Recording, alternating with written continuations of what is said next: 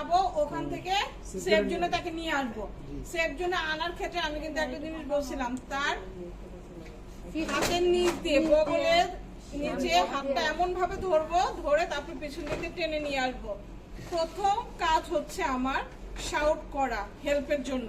প্রথম কাজ কি, যে কোনো ধরনের অ্যাক্সিডেন্ট হইলে আমাদের প্রথম কাজই হচ্ছে আমার হেল্প চাইতে হবে। চিৎকার করে আমি হেল্প চাইবো। যদি আমি কোনো ধরনের হেল্প না পাই সেক্ষেত্রে আমি তাকে এভাবে ধরে সেফ জোনে নিয়ে আসবো। নিয়ে আসার পরে প্রথম যে কাজটা থাকবে, তার শোল্ডার ঝাঁকি দিয়ে আমি তাকে জিজ্ঞেস করবো, স্যার অথবা ম্যাডাম আমাকে শুনতে পাচ্ছেন কিনা। তাকে আমি বেশ কয়েকবার ডাকবো। যদি দেখে যায় না কোনো ধরনের সাউন্ড পাচ্ছি না, সেক্ষেত্রে আমি যেটা করব, প্রথমেই মাথা নিচে করে দিই। হ্যাঁ মাথা নিচের দিকে দিয়ে এটা কি গেছে, 2 নাম্বার পয়েন্ট গেছে গেছে। সাথে সাথে আমি 999 এ কল দিব। 999 এ কল দিব। কল দেওয়ার পরে এই যে দেখেন, এই যে মাথার নিচের দিকে গেছে, চিন লিফট কেন গেছে এটা। এই কাজটা করে আপনার এই যে শ্বাসনালীটা সেটা সোজা হয়ে যাবে। এখানে যদি কোনো কিছু আটকায় থাকে সেটা ক্লিয়ার হয়ে যাবে। এই কাজটা করার জন্য হচ্ছে আমার এটা করা, হেড টিন চিন লিফট। আর ওখানে এই কাজটা করার মধ্যেই হচ্ছে আমি 999 এ কল দিয়ে দিব মেডিকেল হেল্পের জন্য। বুঝতে পারছেন? মেডিকেল হেল্পের জন্য আমি 999 এ কল দিব। এখানে মোস্ট ইম্পর্টেন্ট একটা জিনিস হচ্ছে, যদি পেশেন্টের মাথার নিচে বালিশ থাকে আপনাকে অ্যাসোসর বালিশ দিয়ে দিবে। দেখবে আপনি কি বালিশ রাখা অবস্থায় সিপিআর স্টার্ট করেন নাকি বালিশটাকে সরায় নেন। কখনোই এই ভুলটা করবেন না। সিপিআর এই যে আপনি জিজ্ঞেস করলেন আমাকে যে কেন এটা করব, দেখেন তার মাথার নিচে বালিশটা পর্যন্ত রাখা যাচ্ছে না। কারণ কি, আমার মাথা পুরো এরকম থাকতে হবে, যার ফলে আমার শ্বাসনালীটা পুরোটা সোজা থাকবে, ক্লিয়ার থাকবে। বুঝতে পারছেন? মাথার নিচে বালিশ বা উঁচা কোনো কিছু রাখা যাবে না, তাকে সমতল জায়গায় রাখতে হবে। আমি 999 এ কল দিলাম, হেড টেন চিন লিফট করে এয়ারওয়েটা চেক করলাম, তাও রেসপন্স পাইলাম না। না পাওয়ার পরে আমি যেটা কি করব, ব্রেথিংটা চেক করব। বলেন এয়ারওয়ে কোনটা? এই যে এগুলো মাথা সোজা করা না, কান এয়ারওয়ে শ্বাসনালী। হ্যাঁ, বিমানবন্দরে চলে গেছেন? বিমানবন্দরে চলে গেছেন নাকি? এরপরে হচ্ছে ব্রেথিংটা আমরা কিভাবে চেক করবো? এই কেউ বলেন না, ব্রেথিংটা আমরা কিভাবে চেক করব? একবার বলছি নাকের কাছে হাত নেওয়ার জন্য। আমার 2 আঙ্গুল দিয়ে এই যে এখানে আমার ক্যারোটিড আর্টারিতে আমরা অলরেডি জানি যে কোথায় আমরা এই পালসটা পাবো, ওখানে আমি দিব। এখানে 2 আঙ্গুল ইউজ করব, 3 আঙ্গুল না। কয় আঙ্গুল? 2 আঙ্গুল ইউজ করব। আমার কান থাকবে তার নাকের কাছে, এটা কিন্তু এই উপরেই থাকবে, ঠিক আছে? উপরে থাকবে। আর এই যে যদি বুকের কাপড়টা আপনার কুচকানো থাকে বা ভাঁজ থাকে, সেক্ষেত্রে আমি টান দিয়ে এটাকে সোজা করে নিব। সোজা করে আমার চোখ থাকবে এইখানে। 3টা কাজ 10 সেকেন্ডের মধ্যে করব। আমি করে বুঝার চেষ্টা করব কোনো ধরনের রেসপন্স আমি পাচ্ছি কিনা। পাইলে ভালো, পেশেন্ট ওকে। আর যদি না পাই সেক্ষেত্রে আমাকে কি করতে হবে, সাথে সাথে সিপিআর স্টার্ট করতে হবে। এখন সিপিআরটা আমি দিব কিভাবে?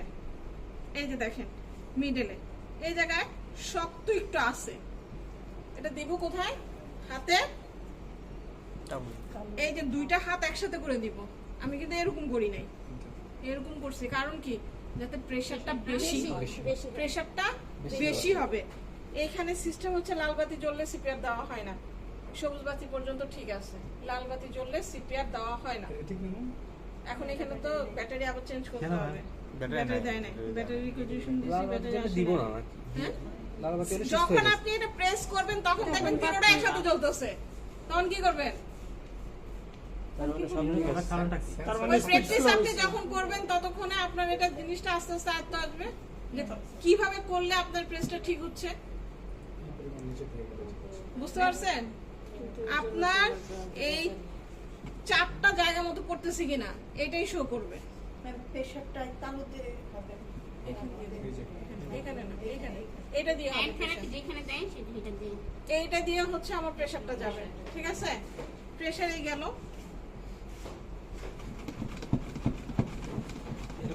এরকম ফোর্সে দিব। বুঝতে পারছেন? এরকম ফোর্সে দিব, থামা যাবে না। আমি এখানে কাউন্ট করব করব যে 30টা হয়েছে কিনা, 10-12 সেকেন্ডে 30টা হয়ে যায়। যদি আমার দেওয়া ঠিক হয় 10-12 সেকেন্ডে 30টা হয়ে যাবে, বুঝতে পারছেন? দেওয়ার পরে যেটা এই মুখটাকে হচ্ছে এরকম করে ধরে তার মুখ এই করা হয়েছে, তারপরে আমি মুখে আগে শ্বাস নিয়ে নেব, 5 সেকেন্ডে 2টা দিব, যত তাড়াতাড়ি সম্ভব, যত তাড়াতাড়ি সম্ভব আমি 2টা দিব মাউথ টু মাউথ। আর এইখানে যদি কারো কোনো ধরনের হেজিটেশন কাজ করে যে না পেশেন্টের মুখে জার্ম আছে এটা সেটা, সেক্ষেত্রে আপনি আপনার কাপড়টা দিয়ে তার ঠোঁটটা জাস্ট মুছে নিতে পারবেন। এখানে হাইজিন মেনটেন করা আসলে পসিবল না। ম্যাম নাকটা কি অনেক বন্ধ করে রাখতে হবে? অনেক সময় দেখা যায় দাঁতে দাঁত লেগে যায় পেশেন্টের, সেই ক্ষেত্রে এটা কিভাবে দিবেন? মানে এরকম না, যদি সিচুয়েশনে এরকম হয়? না, এরকম হবে না, এরকম হবে না। আপনার যদি এই হয় ক্ষেত্রে হবে সেক্ষেত্রে, না। যদি মনে করেন এরকম হয় পেশেন্ট যদি ক্রিটিক্যাল হয়, সেটা অন্য পেশেন্ট, এটা সিপিআর এর পেশেন্ট না, না এটা সিপিআর এর পেশেন্ট না, ঠিক আছে? এটা কিন্তু অবশ্যই আমার মুখটাকে একটু উঁচা করে নিতে হবে, চিনটাকে একটু, থুতনিটাকে একটু উঁচা করে নিতে হবে, যাতে হচ্ছে শ্বাসটা ভিতরে যায় ঠিক মতো। এটা আমি কেন দিচ্ছি, অক্সিজেন সাপ্লাই। লেবু কেন আসছো ও দেখতে করে হচ্ছে এটা ভিতরে যায় পুরোটা অক্সিজেন, ঠিক আছে? আমি মুখের মাধ্যমে কি দিচ্ছি, এটা অক্সিজেন নিয়ে তারপর দিচ্ছি। আরেকটা বিষয় যেটা, সেখানে যদি এটা হসপিটালে হয় সেই ক্ষেত্রে আম্বু ব্যাগ ব্যবহার করা যাবে। আম্বু ব্যাগ ব্যবহার করার আলাদা একটা নিয়ম আছে। এটা 1, 2, 3 এরকম করে পাম্প করে তারপরে মুখের মধ্যে মাস্ক লাগায় তারপরে দেওয়া হয়। ওটা ইমার্জেন্সিতে দেওয়া হয়, বাইরে আমাদের পক্ষে আম্বু ব্যাগ অ্যারেঞ্জ করা সম্ভব না। তাইলে আমরা পার্সোনাল হাইজিনই মেনটেন করতে পারতাম যদি আমাদের ওটা পসিবল থাকতো। আর মুখের ক্ষেত্রে যেটা বলছি, যদি আমার খুব বেশি ঘৃণা কাজ করে বা তার প্রতি আমার একটা কাজ করে যে না আমি কেন দিব মুখে, আমরা অনেকে এটাতে অভ্যস্ত না বা আমরা চাই না যে কারোর সাথে আমার মুখটা লাগুক, এটাতে আমরা কমফোর্টেবল না, সেক্ষেত্রে আমি আমার কাপড়টা দিয়ে তার মুখটা মুছে নিতে পারি, এতটুকুই, পরিষ্কার কোনো কাপড় দিয়ে।